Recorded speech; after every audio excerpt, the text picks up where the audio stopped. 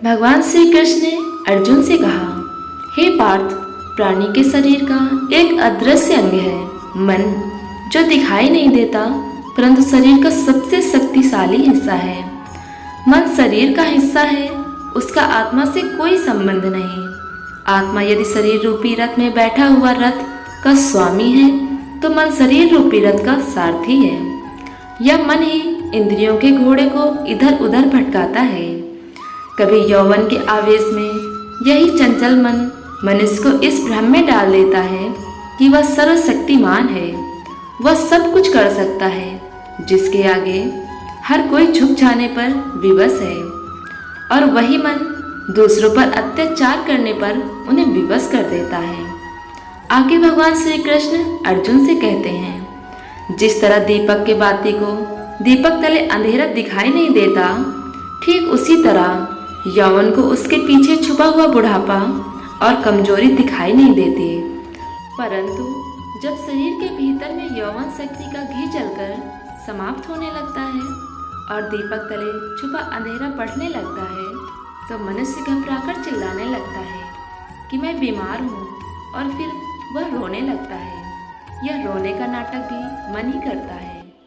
हे अर्जुन, मनुष्य को मैं अहंकार का मदिरा पिलाकर मदहोश करने वाला पाखंडी और कोई नहीं, यह मन ही है।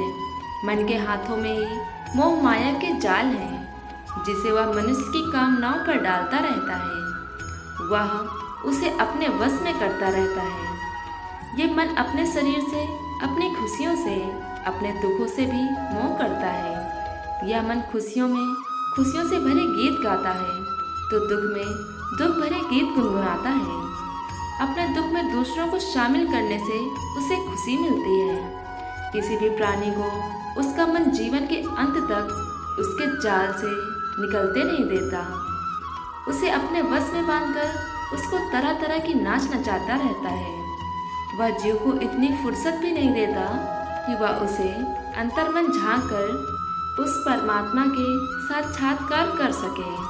आगे भगवान श्री कृष्ण अर्जुन को कहते हैं, हे पार्थ, प्राणी के लिए आवश्यक है कि प्राणी अपने मन को काबू में करके अपने अंतर्मन में उस परमात्मा को देखे। तब उस आत्मा के अंदर परमात्मा का प्रकाश स्पष्ट दिखाई देगा। उसी को परमात्मा का साक्षात्कार कहते हैं। आगे अर्जुन श्री कृष्ण से पूछते हैं, आप तो कहते हो कि अपने अंतर में झांककर उस आत्मा को और उस आत्मा में प्रकाशित परमात्मा को पहचानो, अर्थात आत्मा से अलग कोई और है जो आत्मा को पहचानेगा। ये किसको कह रहे हो कि आत्मा को पहचानो, और कौन पहचानेगा? अंतर ही आत्मा को भगवान श्री कृष्ण कहते हैं। मन तुम्हारा मन है, इस शरीर के अंदर में उस आत्मा और परमात्मा को पहचानने में मदद करेगा। अर्जुन श्री कृष्ण से कहते हैं, परंतु आप तो कहते हैं कि मन माया के भ्रम जाल में फंसाकर प्राणी को बहुत नाच नचाता है, फिर वो आत्मा और परमात्मा की ओर कैसे ले जाएगा? भगवान कृष्ण कहते हैं, तुमने ठीक प्रश्न किया अर्जुन। उसका उत्तर यह है, जब तक तुम अपने आप को मन और विषयों के अधीन रहने दोगे, तब तक वह तुम्हें नाच नचाता रहेगा। हे पार्थ, मनुष्य का शरीर एक रथ के भांति है।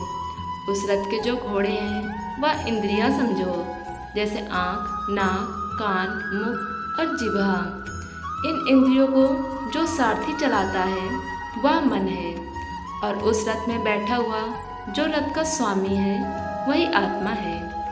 मनुष्य की इंद्रियां अपने विषयों को और आकर्षित होती रहती हैं, और उसका मन इंद्रियों के विषयों की ओर दौड़ता रहता है। यह तभी तक हो सकता है जब तक जीवात्मा अपने मन को काबू में न लाए। जब तक मन काबू में न आएगा, उसकी इंद्रियों उसके विषयों की ओर ही दौड़ता रहेगा। विषय उनको बुलाती हैं और इंद्रियां उनकी तरफ भागती हैं।